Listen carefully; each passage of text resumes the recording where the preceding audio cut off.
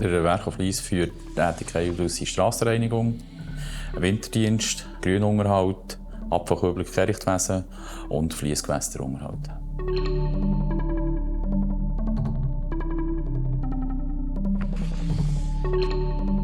Es ist genau die Leistung, die wir bis jetzt haben. Von der Breite, vom Volumen her, weil es ein Kommunalfahrzeug ist, weil wir es mehrfach brauchen in Strassenreinigung, für Kehrmaschinen, für einen Schwemmbalken.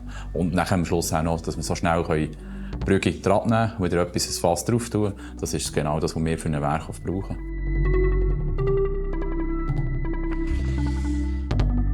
Es ist eigentlich gar kein grosser Unterschied, dass wir es vom Diesel auf ein Elektro sind, ja genau die gleichen Sachen.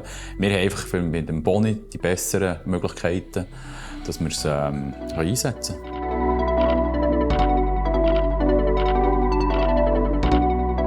Es muss einstecken. Das ist das Einzige.